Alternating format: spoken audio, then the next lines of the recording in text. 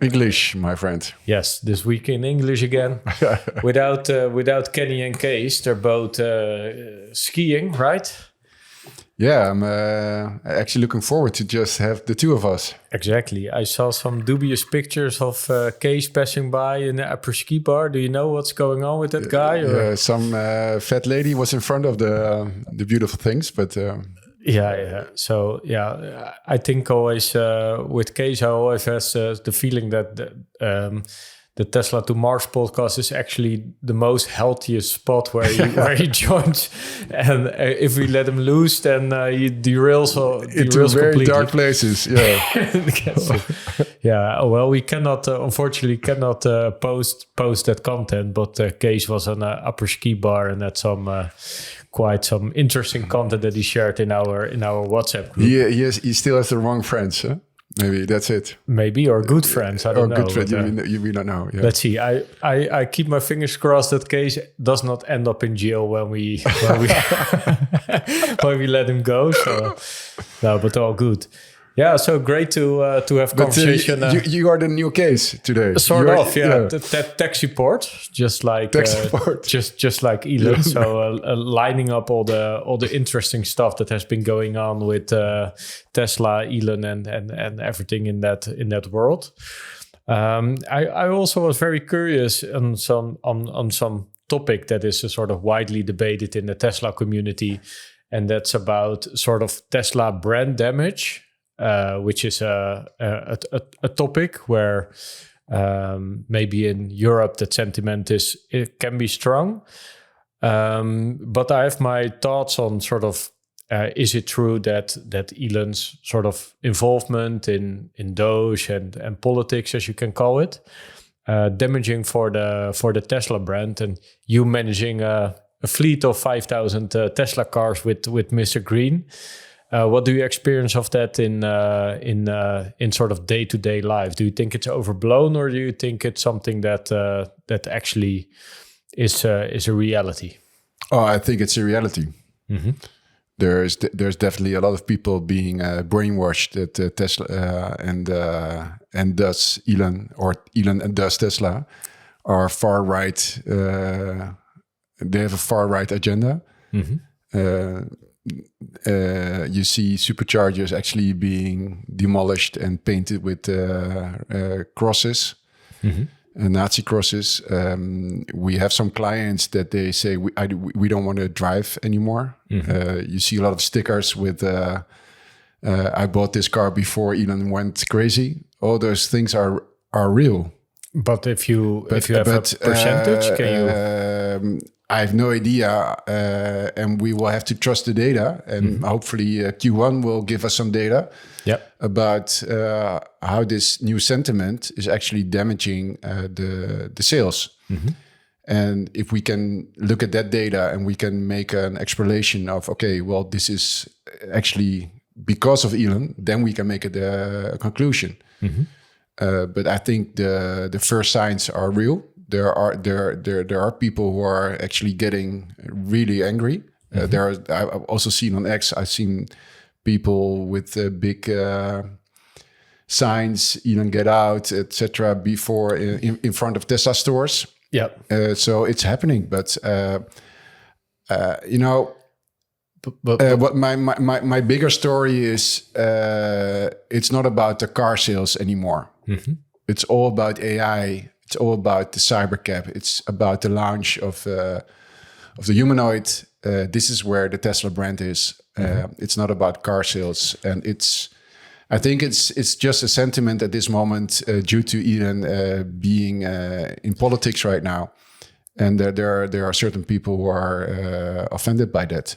So that's what's the damage, but I don't think it's a damage to the brand. But no, but I'm always wondering what of course, when you draw a swastika on a supercharger, you get attention on that, right? So is there a sort of parallel between the attention you get and the actual reality that we talking to? But I'm wondering if you can see that in your Mr. Green data, or do you is it like a very small percentage of the customer group that is vocal about it, or is it a larger percentage? Do you have any ideas how big that is, or? No, it's relatively small. Yeah. So that's the first-hand data that we have. Yeah. Of course, it's real, and we do get emails, but it's not like very concerning that the number of sales is really declining because of that reason. Yeah. So that was exactly my thinking. Like, how big is this actually? Because sometimes these kind of things get a lot of noise, and it was recently pushed in the Dutch media as well, right? So, but I'm always wondering how much of that perception that we have is sort of actual. But I think we are too early to really make a conclusion about it. Yeah. So let's first see the data from Q1, maybe Q2, and then we can make a conclusion. Yeah, Q1 is, I think, difficult to assess because of the new Model Y. Yeah. So you don't know which reason. Yeah. But from our data, it's not significant. No, I was purely interested in your data, and probably the Netherlands, together with some other maybe progressive countries, is maybe the worst in that sentiment. I don't think China gives a shit about this whole thing. But I was also wondering, right? It could also be the opposite. Because especially in the US, which is Tesla's biggest market together with China, Europe is the third biggest market at this point. Correct me if I'm wrong. 70% plus or 80% plus right now is approving everything that is going on with D.O.G.E. And when I see Elon entering stadias or bigger crowds, he's always being cheered as a hero. So what I try to assess is how big is actually that percentage of people that are really sort of doubling down on this, or is it just media, or is it just noise? So would be cool to have some data points from Mr. Green on that in maybe one of the future episodes.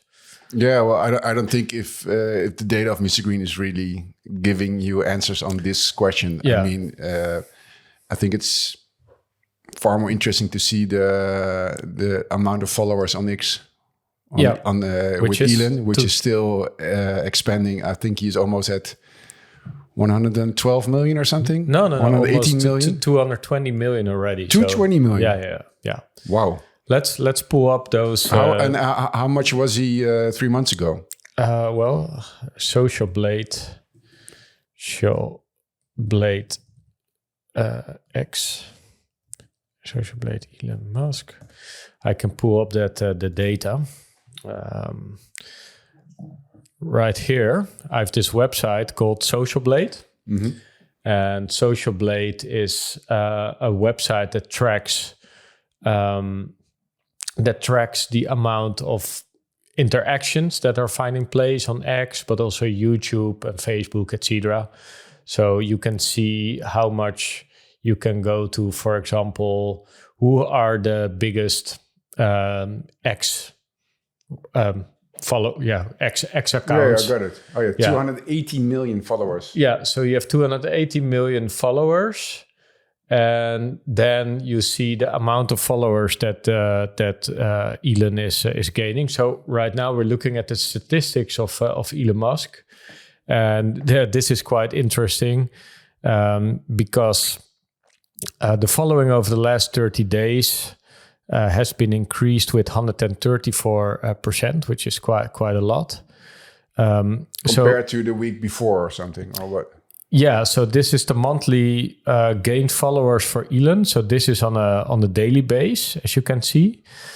So the amount of followers are fluctuating between 30,000, 30 or 40,000 and 200K on a given day.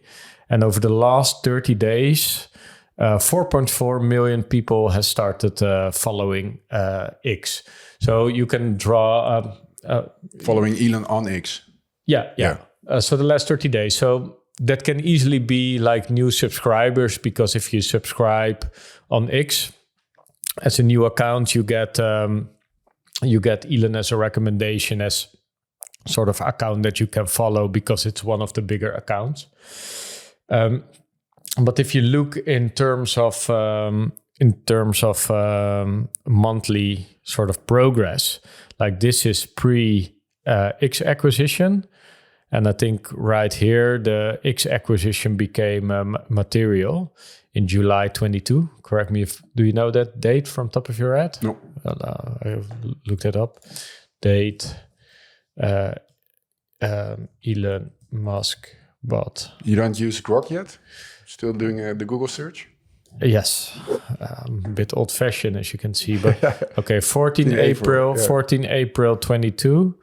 So April was the month where Elon got sort of most traction with almost 10 million new followers, and after that, sort of the low case is 3 million followers, or here 2.2, and the highs are 6-7 million. So this is your answer now. This is the data showing. Yeah, this is one part of the data, because you could also argue that people want to follow Elon even if they don't like the guy. But let's see how that develops. Yeah, and you also see. Yeah, but he is also. I mean, he has always been a guy who wants to. I think for Elon, the phrase "bad PR is also PR" is on his forehead. Yeah. He doesn't really matter as long as he's in the arena and he's being looked at. But I don't think that's the reason that he does it. But he's not shy of. Oh no, that's not something he shies away from. That's for sure. But I think this speaks quite volume how fast this account is growing. So on average, it's 4 million. So if we forecast that to sort of the end of the year, this account will probably have 250-ish million people. I think he's the biggest account on X. He's the biggest account. So this is by far the number one. And if you go to top list, let me see top social platforms. It's still called Twitter here. Close. Yeah, then we see Barack Obama on two. Yeah. Rihanna, probably not super active accounts, but Elon is by far the biggest at this moment, which he also, by the way, already was before the acquisition. He just turned he just surpassed Obama a couple of weeks after his acquisition. Here you see the Prime Minister of India as well, which is an interesting one on number 6. So Mr. Modi. Mm-hmm. I'm not following him yet. Huh? I'm not following him yet. Yeah, you have to. You have to start following. I start engaging with him. Yeah, but I'm a bit contrarian to the whole thought of Elon Musk causing brand damage to Tesla, because simply the majority of the people are in favor of D.O.G.E. And therefore Elon Musk, and probably it can now be in the other way as well. Like people want to support Elon and want to buy the car, but sort of traditionally, the Tesla developed, of course, a very progressive country, so like Netherlands, Norway, but in the US, California, and maybe those bases are not 100% aligned anymore. But curious how that develops. Yeah, but I think there's a lot of information asymmetry still going on, and there are a lot of people looking at Elon, and they have learned about Elon because of this Nazi salute, for example, and they think he's a Nazi. Yeah, and they will learn along the way that he's not a right wing type of guy, or that he is that because that's the reason that he could be damaged. No, because he's on the right side. Yeah, and, I think we as a society first need to learn. Okay, what is right and what is left, and why are we still thinking in those terms? Maybe we should think in terms of stagnation and anti-stagnation. That's a completely different frame. And I think Elon is on the anti-stagnation part. He just wants to innovate. He wants to fix things. I think he's also a pragmatist, like somebody who wants to do stuff. That's why he's become entrepreneur as well. And I think the match between him and Donald is that they are both pragmatics. I think we have a video about that as well. Yep. But that's what they're doing, and it's framed as right wing, etc. And therefore, it's framed as it's not good, and therefore maybe it's not good for his image or brand. But I think it will in the long run. It's not material. No, but I don't care. I don't care too much about that sort of noise, as you can call it. But I'm just very curious how big of a group that sort of people actually is. Like, is that sort of based in reality, or is this just a narrative being pushed and people jumping from the one to the other?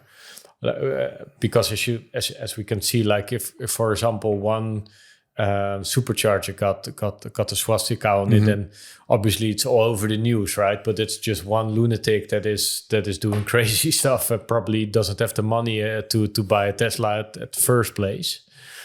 But let's see how that develops. But I'm always think when there are people very opposed, there are also people very very in favor, right? Because a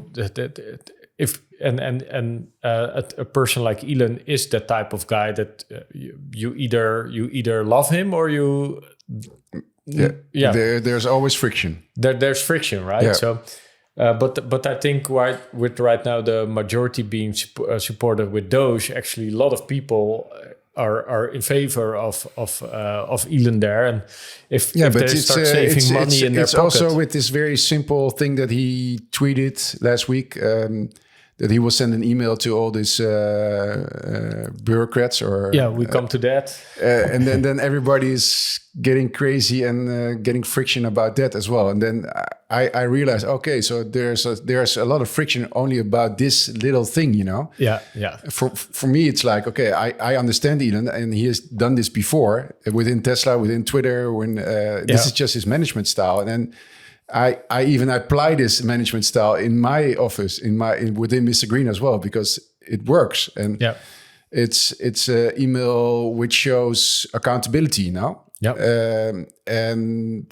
But it also you could frame it as he's not he doesn't have empathy, but that's not the point, right? That's not the point. No. It's all about being accountable, and he tries to explain it every time again why he does things. And he even Donald was explaining when he was being interviewed with Macron, that they just want to see if the email addresses are still connected to people. Because it could be that the email address is not connected to somebody, and that there's somebody working without being existent. So that's the first test of actually sending out this email. So they're concerned if the employees are actually there, if there's actually somebody answering the email address. I by the way send those emails to myself every week, because if I look at the stick I want to be measured to, it's that like what have I done this week, what have I done today. That's actually right? the fun part of this podcast. We do it every week. And that's also being accountable. Okay, what did I learn this week, and what did I actually learn? And I've also done this with other entrepreneurs in a group with 10, and we were meeting every month. And we had this standard framework that we updated each other about what happened in our personal life, in our entrepreneurial life, our high and our low. And we did that for two reasons. One, being accountable to each other. But also two, to learn from each other from, hey, what did you do? How you solve it. How did you solve something? And you can learn from the other actually doing something without being interested in his case, but you can learn because there's like a meta level on it. And I think also with this email, there's like multiple levels of learning. Okay, how are people reacting? Why don't we get a reaction? What is the open rate of the email? There's so much data to be gotten out of just one simple email. Yeah, for sure. Yeah. So it reminds me of my time as an email marketeer. I had lots of email marketing sort of people that I worked with, and one of the guys was Dean Jackson, a legend in the United States. And the most engaging emails are always the simplest emails. So instead of like the emails you get in your mailbox, like the entire list, and you don't want to engage with those.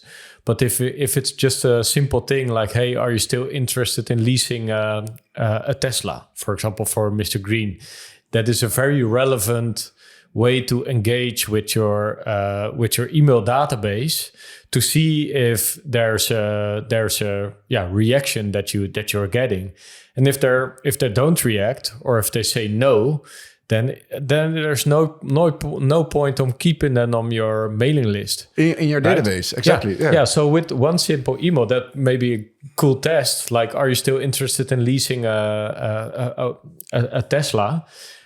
Maybe you can get like thousands of yes out of that, and those are actually the people you want to talk to, because you can engage and convert them into a relation. And and Dean Jackson always explained email marketing as sort of very first principles. Like, okay, you're looking at your mailbox. What are the mails that you want to open? Are you want to open the ones that have very long titles in it, or is it just a smart one, the small ones from a friend, for example? And this is also the case with Elon. Like, okay, how can I have like 300,000 or 500,000 employees here at this government, and we have a team of 100 D.O.G.E. People. How on earth are we going to assess that these people are actually, one, are they working? So very fundamental. Are they alive? Are they alive? Are they still there? And what are they doing on what level? So CC your manager. So your manager is also involved and also reads into that.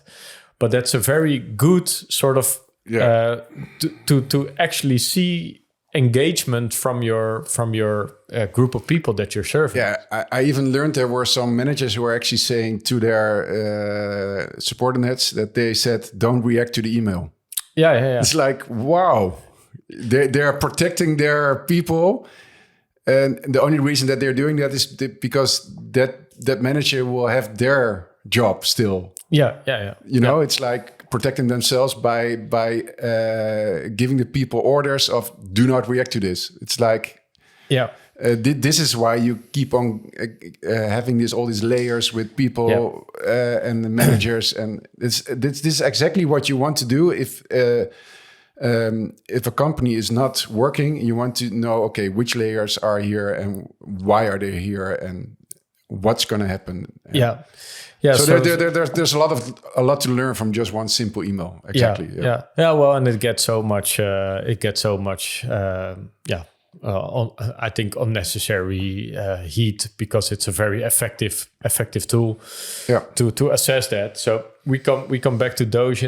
in a bit, but first I think D.O.G.E. is your new favorite topic, huh? I really like what is going on there with D.O.G.E. and I think it's we in our previous podcast we talked about it being a flywheel for United States, but later on in the world, and I think it's the biggest thing that happened on a government level in maybe 500 years, or maybe in a couple of thousand years, because D.O.G.E. will be the stepping stone of a government being fully run by artificial intelligence, because artificial intelligence will do it way more efficient. And it will be the first stepping stone of a government accelerating things for the citizens. And for the economy.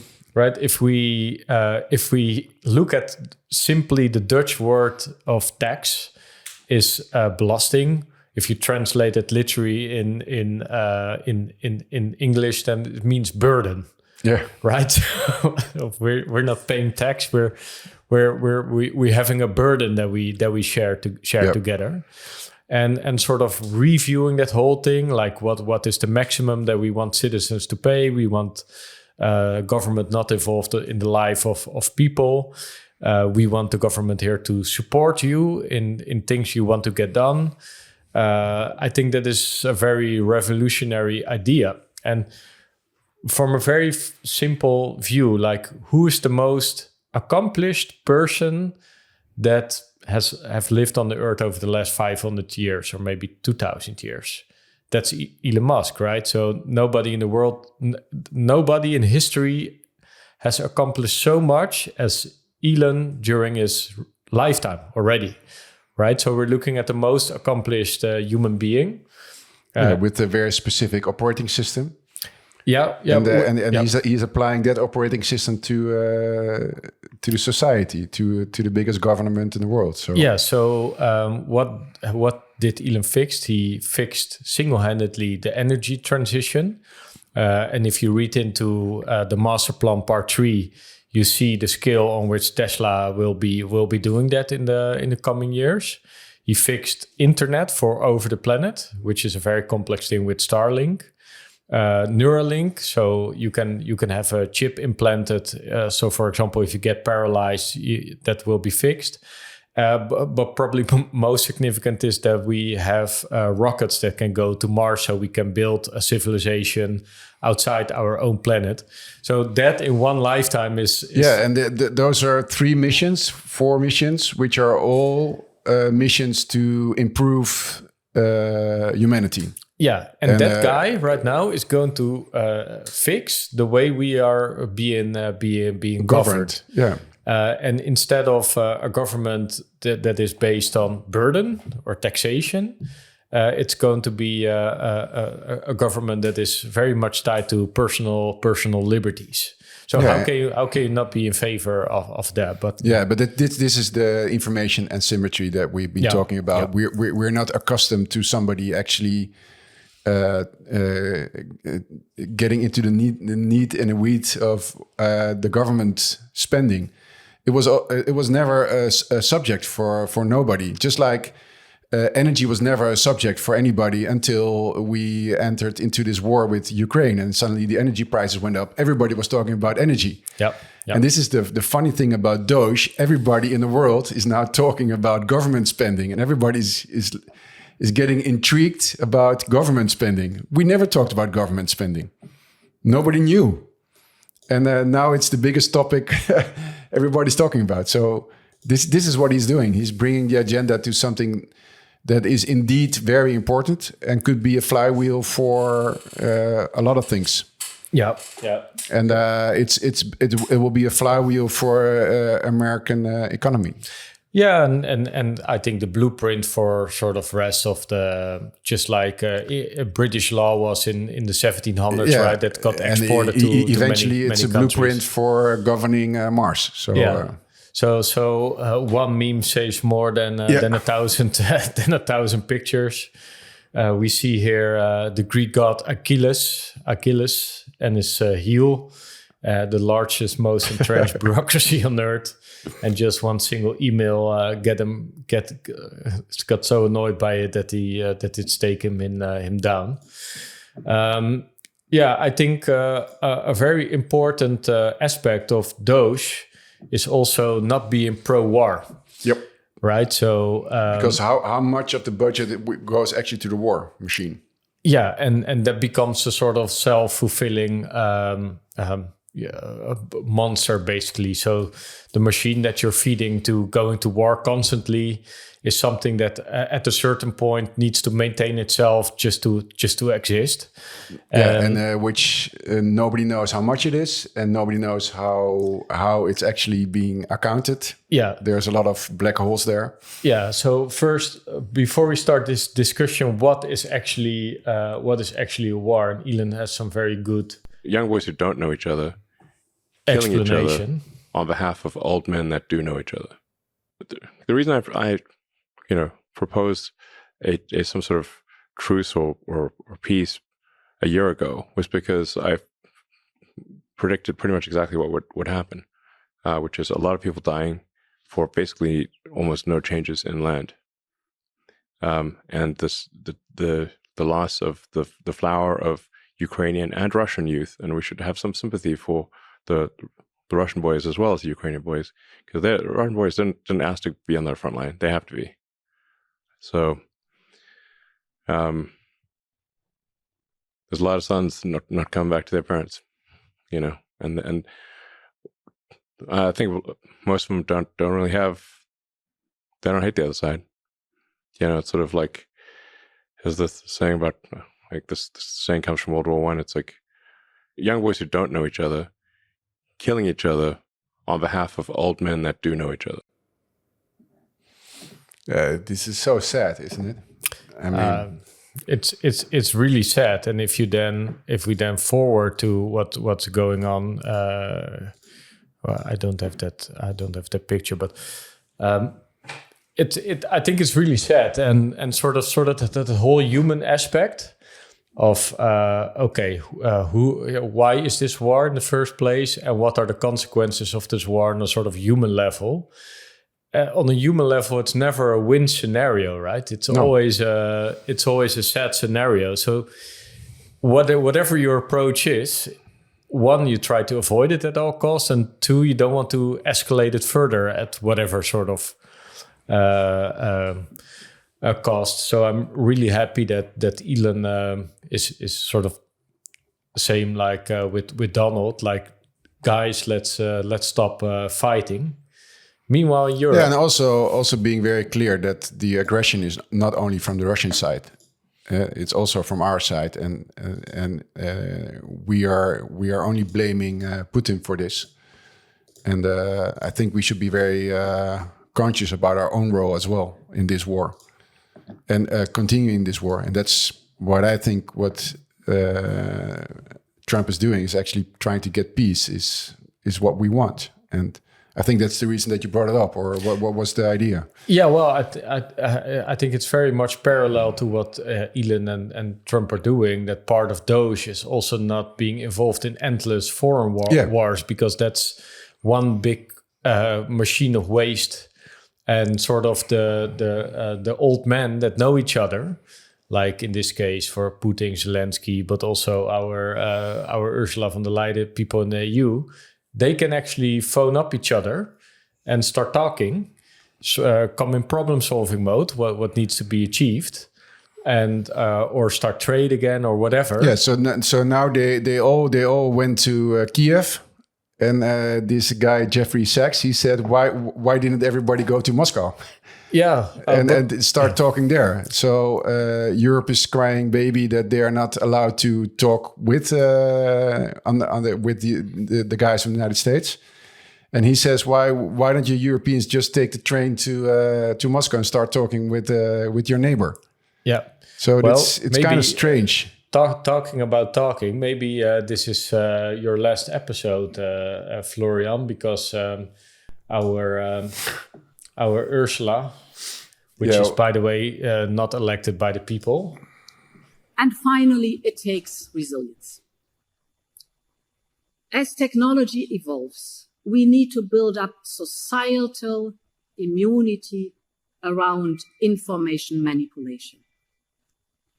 Because research has shown that pre-bunking is much more successful than debunking. Pre-bunking is basically the opposite of debunking. In short, prevention is preferable to cure. Perhaps if you think of information manipulation as a virus, instead of treating an infection once it has taken hold, that is debunking. It is much better to vaccinate so that the body is inoculated. Pre-bunking is the same approach. Because disinformation relies on people passing it on to others. It is essential that people know what malign information's influence is and what the techniques are that are behind it. And as the knowledge goes up, our chances of being influenced goes down. And that builds up the society resilience that we will need. So what we see is that the road is being paved here for censorship. She also talks about knowledge. So we hope it will be knowledge. But if you look at the UK, for example, right now, we see that they're already pushing Apple to open up their code, etc. So probably this is one of the problems. Like if you talk about misinformation as a virus and need a vaccine, coming from the lady that approved the Pfizer deal of 50 billion for Europe, maybe that's not the best the best route that she could take in this comparison. But we see sort of Europe losing its way, if you ask me, doubling down on censorship initiatives, thinking censorship is a good idea, thinking war is a good idea, thinking taking away freedoms from people is a good idea, while accusing what is happening in the US, that seeing Elon Musk and Donald Trump as sort of oppressors of bureaucracy, right? So, yeah, I don't know. As European, it's quite challenging at this moment to see what direction we're going. But I hope the D.O.G.E will also become part of what we're seeing here in Europe. Yeah. It's. I mean, I'm a dad of two sons, 11 and 13, and we have seen the war rhetoric going up and up and up, and I'm quite afraid that they're actually going to say, we want to have your children go to the border to fight against the Russians, and I'm not quite sure if I'm believing the story that we need to fight. You know, so for which flag are we doing this? And as Elon said, why are we sending our sons to fight against sons from the other sides, which are probably the same kind of people, you know? Yeah. For which reason? What are we doing? So I think instead of just listening to Ursula and the other warmongers to say, okay, let's go to war, let's have a discussion with each other. Do we want to send our sons to war, and for which reason? I think that's a very good decision, and that's one. But the other one is also, okay, why are we going to spend so many euros on something to encourage more war instead of just going have a talk with common sense in order to stop the war and start trading again with each other? We used to trade a lot with the Russians. Yeah. We used to, what kind of things did we used to trade with the Russians? I mean, from flower bulbs till most boats, important, of course, our natural resources coming from Russia. From Russia, for cheap, for cheap prices, and that is something that is hurting society as a whole because inflation on products that we buy is through the roof. Yeah. Right. So you can buy a pack of orange juice for like $5, which is ridiculous. And that's all because it's very simple. You need energy for everything, right? So you need gas, you need... so before a product hits the shelves or your fridge at home, it first needs to be in a warehouse. That warehouse needs to be warmed. Then it needs to be in the supermarket. That supermarket needs to be warmed. So a lot of cost are actually, and then the car needs to be transported from A to B, etc. So energy is such a humongous thing for society if those prices are crazily high. And right here in Amsterdam, there's already a Turkish guy who owns a small grocery store, and he turns out the heater, because then he can keep his prices competitive compared to the rest. And of course, we Dutch always be very price sensitive, are all buying our groceries in his store because of the savings he can make just on energy, and he just wearing 2 coats to come through. So that's the mechanism we're seeing, but that's actually sort of third world country thing that you don't have heaters in your store because it's just too expensive. Talking about your sons, this was in the Dutch newspaper, Belgium newspaper, and it comes from one of our listeners of the podcast. He shared this with us. But this is our kids sort of being all proud that they can join the army. Even women. So the women in the middle says, I'm going to prove myself against the men in the army. So our minds are already being prepared to start this whole thing. To go to war. Yeah. And that's literally what our ex-prime minister Rutte says, right? So be ready for war mindset. Very sad. Yeah, very sad. So let's focus now on positive developments. Yes. Tesla AI always releases their roadmap. So a lot of technicalities for Tesla there. So eye tracking with sunglasses, small things. But the biggest things we have our eye on is, of course, full self-driving in Europe and full self-driving in China as two things we expand upon. We saw, and you had some context with on the news of Waymo and Uber coming to Amsterdam, and the implications for that for full self-driving in Europe. I was in an Uber, and this Uber was a Tesla, so I went in with my whole family, with my 2 sons and my wife. And they said, Dad, we're in a Tesla. And this guy, he was completely, he knew everything about Tesla. And he showed me some stuff on the screen, which I didn't know, etc. And he was like very tech savvy. And then we started talking about FSD in the United States and autonomy coming. And he said, well, autonomy is coming also here in Amsterdam. I said, what are you talking about? He said, yeah, Uber and Waymo are actually going to partner and set something up in the coming months here in Amsterdam. I said, no way, I've never heard about that. He said, yeah, I got an email from Uber themselves. So I posted it on X asking people whether this is true, yes or no. So my colleague and our colleague Kees, he actually put it on the X as well. And he got an official reaction from Uber that it's not true. Not true? No. Okay. So we will have to wait and see. Yeah. But this is what it is. Yeah, one of the VPs on Tesla, Lars, what's his name again? Moravi, he also sort of explained that full self-driving in Europe is Yeah, he also doubled down on it. And I think you want to show that as well. But there was like a AI roadmap from Tesla AI from 6 months ago. Yeah, this one. Yeah. And every milestone is actually achieved. There's only one milestone left, which is FSD coming to Europe. Yeah.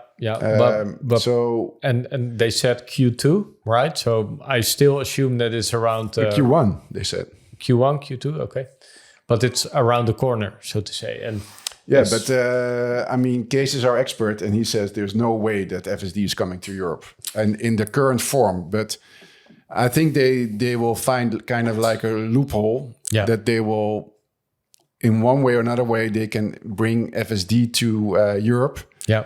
But I have no idea how. And at this moment, everybody who is knowledgeable about regulation about FSD, they all say no way that it's coming to Europe.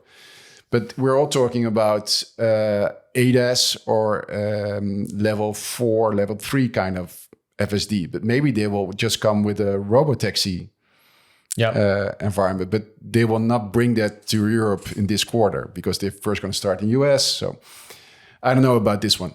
I'm not sure at all. But we have to maybe... I mean, I wasn't sure about FSD in China. And as of yesterday, it became available in China. So yeah, so I have that on screen here. Actually, self-driving cars in China right now. So we see a car driving around in a rural area. But we also seen FSD in more crowded place already. So yeah, I think this is massively exciting that Tesla, it's post of Herbert, by the way, but it's massively excited that full self-driving is in China, which is, I think, a way more complex road network than we have here. I can imagine all the data they are going to collect. Yeah.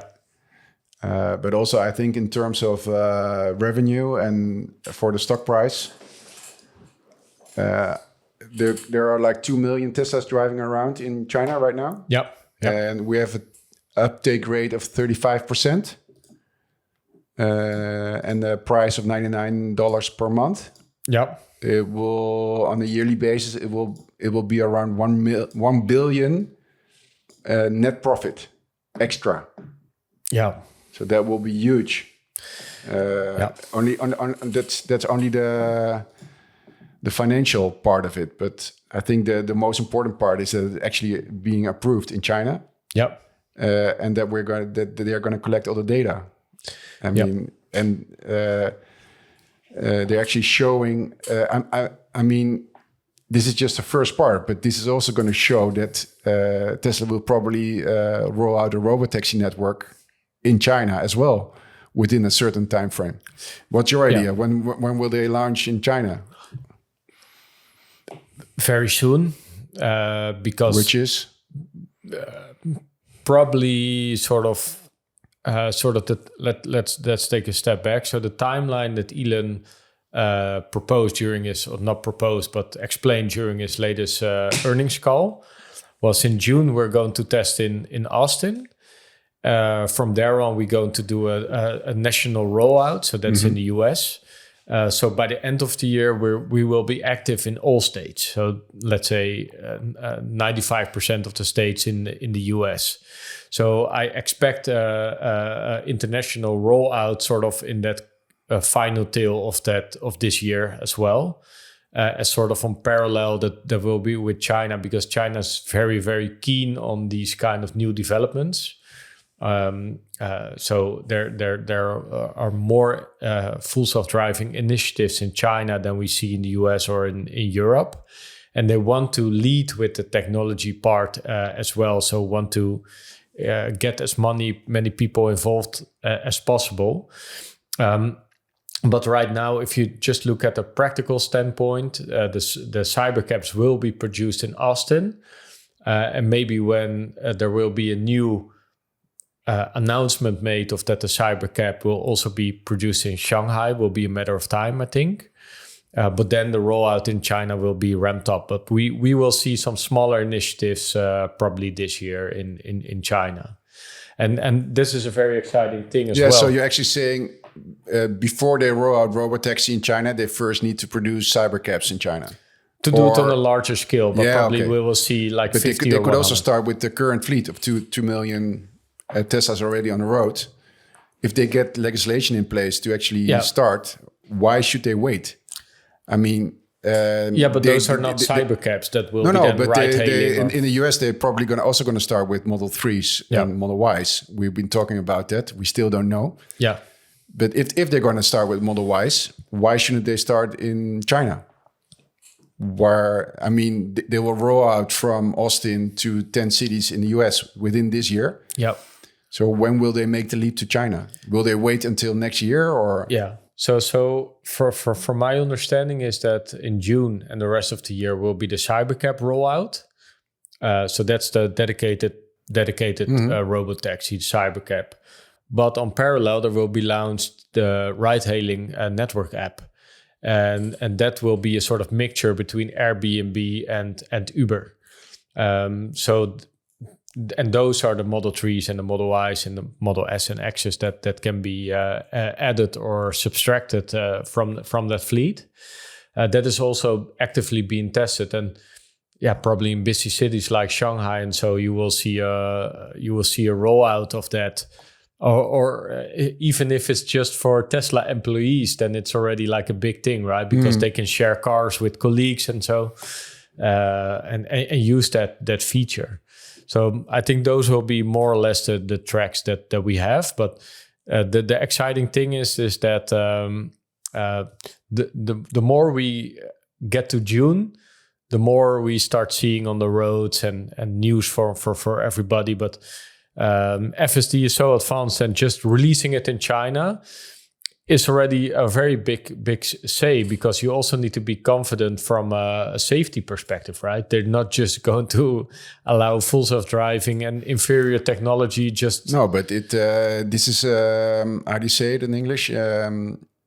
Another way of actually proving that FSD is a general solution. Yeah. That even if there will be Teslas driving on Mars, maybe in 2 years. Yeah, they find their way. They could update their software and they could have FSD driving on Mars. Yeah. So they actually show right now, by one flip of the switch, they have 2 million cars driving FSD on the roads in China. So with just one decision, they can open in 10 cities in China with their RoboTaxi services. Yeah. Which is showing that FSD is leading the way in the autonomy race, and that they have a huge leverage with already 7-8 million cars on the road. Yeah, very exciting stuff. So this gent, Dalton Brewer, made an excellent post on all the things that are going on for now for Tesla as a share, but there's so much now being developed or in development that is being released in the coming months. So I will do a short walkthrough of this. So Tesla launched FSD in China today and soon in Europe. We talked about that.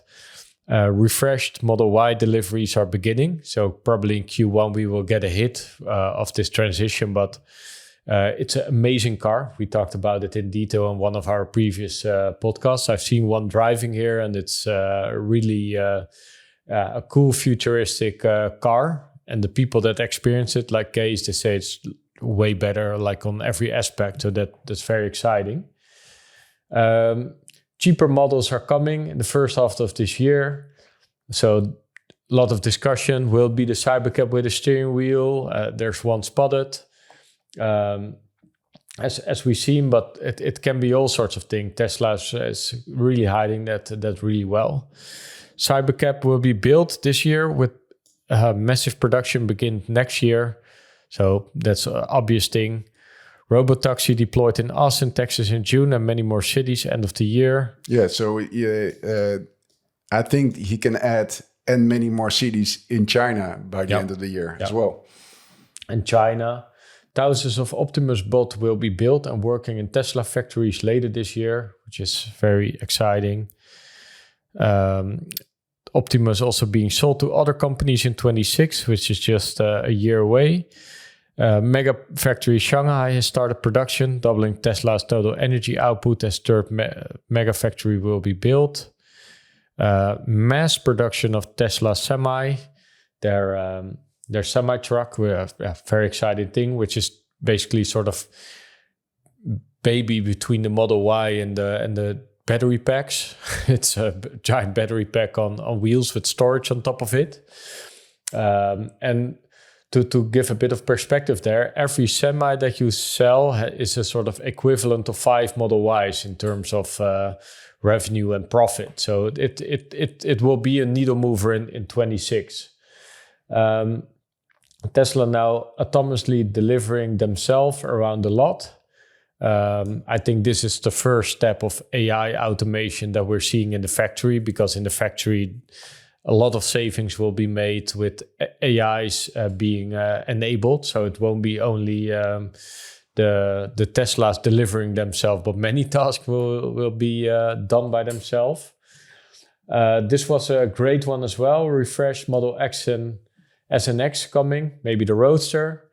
So yeah, this won't be a needle mover, but good that they keep their lineup in shape. And aggressively hiring for D.O.G.E has begun. So yeah, the case that the Dalton is making is that these are sort of great times for sort of the perfect storm around Tesla growing in the coming years. So that's a great summary. We've been waiting for this to happen, and it's happening now. Yeah. So it's happening, and probably everything we see in this list, it's almost crazy to think that in July this will be for 90% material. So the green checks will be on the end of this list. Can we say that Elon time is over? I never used that one, so I'm very excited about this timeline. But the biggest one is, of course, the CyberCab in Austin, and actually seeing Optimus doing useful work in the factory. Yeah. Before we can see the next. And what's not even mentioned here is actually Grok being integrated into Tesla. That's going to be a huge one as well. Yeah. And also the mention about the plastic what will be used by the CyberCab. So it's proving the whole unboxing method. So, I mean, nobody knew what kind of material the CyberCab will be made, but now we know. It's a plastic, which the color is blended into the plastic, and then you don't need to paint a module anymore. So that's going to be, such a cost saver. And it's such a disruption of how you make cars. So also this is going to be very, and it's not mentioned in this list yet. So, these nuggets are coming and coming and coming every weekend. So the Grok one is actually an interesting thing, because Grok AI, the premium costs $30, right? Something in that realm. Do you know? Mm-hmm. Do you know about that? No. So you had Grok, and if you wanted to the Grok Premium, which is sort of the latest AI, it will be $30. Yeah.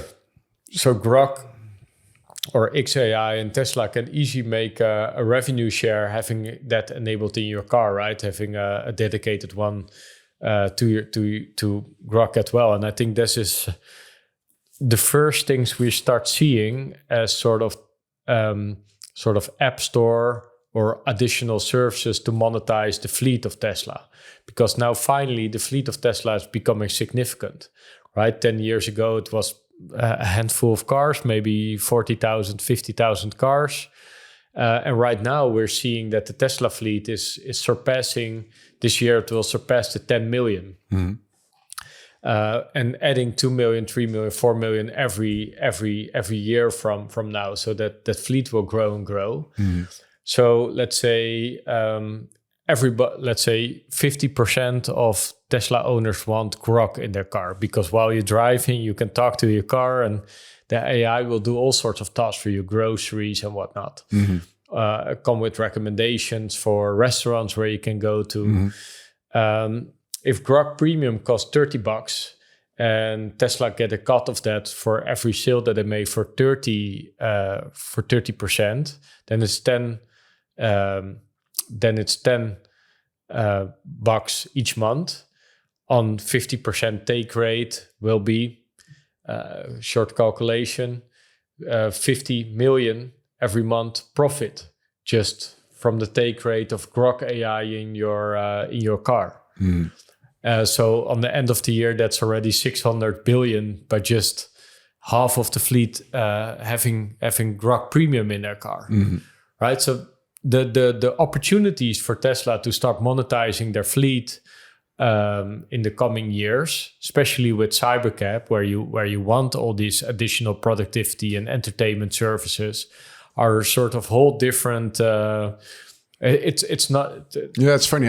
It's not the main dinner for Tesla. No, it never crossed my mind yet. Yeah, that it's also a business model. Yeah, not only for Grok but also for Tesla. But I also think we don't have a grasp yet of the implications of having an AI within the car, and what kind of use cases this will have. I mean, of course, you can talk to the car and talk back to you, but I think the whole AI will actually become kind of an intelligence system for the whole ecosystem. So it could even get feedback for suppliers, you know, on a scale that we cannot imagine yet.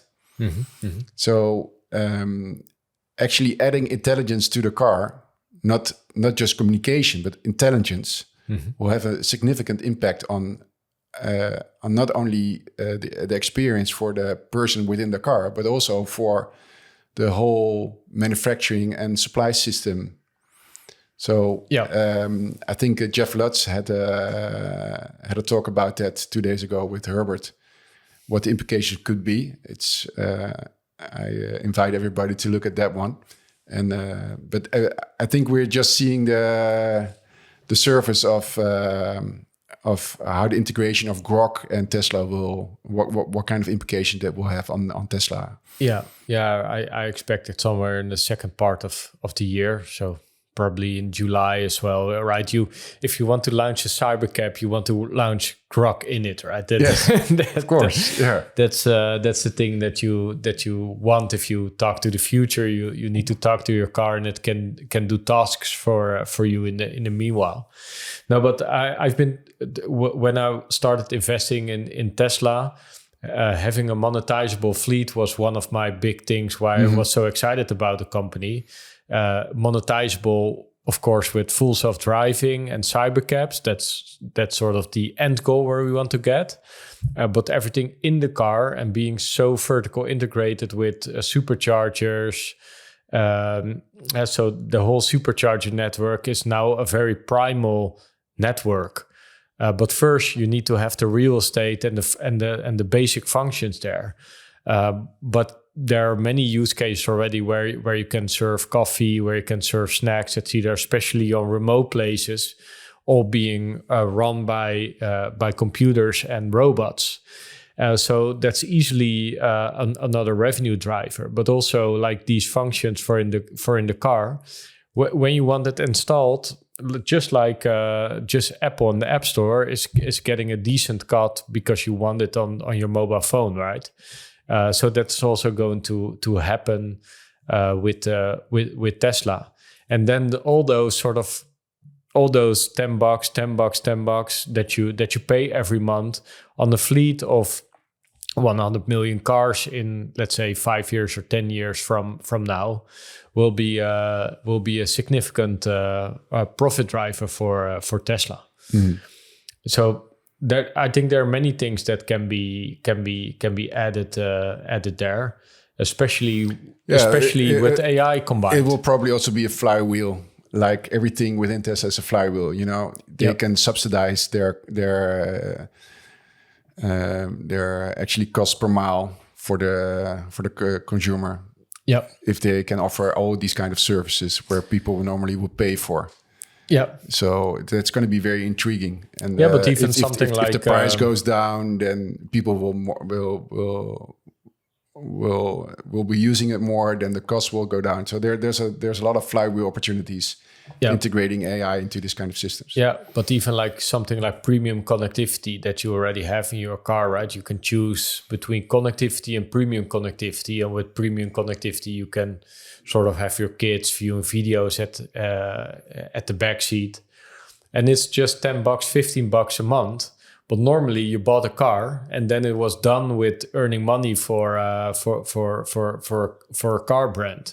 And Tesla can. No, this is just the beginning of a platform. Yeah. A whole new ecosystem of apps and a whole new store probably. Yeah. And Grok as a sort of personal assistant. I think that's the best way of looking at it. Suddenly your car becomes a personal assistant that can do a whole bunch of tasks for you. So that will be my addition to this post. Like, okay, maybe we can start seeing more of sort of fleet monetization initiatives that can take place, because you have a history in Shell, but did you know that Shell is one of the largest coffee sellers in the world?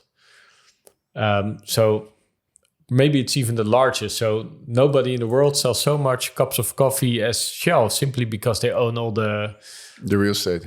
Yeah, the real estate and all the gas pumps. And they're selling, let me fact check myself, how much coffee does Shell sell? So can you do a guess how much cups of coffee Shell is selling each year? Idea. No? 450 million cups. And Starbucks? How much? How much cups is Starbucks selling at Shell? Does Starbucks sell a year? About that's quite significant more. It's 4 billion. So that's a tenfold of what Shell is selling. And probably Starbucks is then licensing their brand to Shell. Yeah, but I understand what you're saying. There are still a lot of revenue streams upcoming they're also already, at the superchargers. Yeah, so if the superchargers grow at a rate of 25% and we extrapolate that over 10 years, then we have maybe 300,000-ish superchargers all over the world. And those are becoming very valuable because a supercharger right now means if you're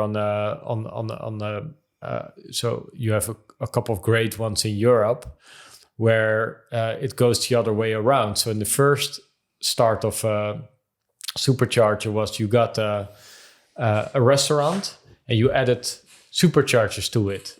Now they are adding superchargers and adding restaurants to it, right? Because the fleet is becoming bigger. So all sorts of opportunities are starting to occur there. So yeah, exciting to.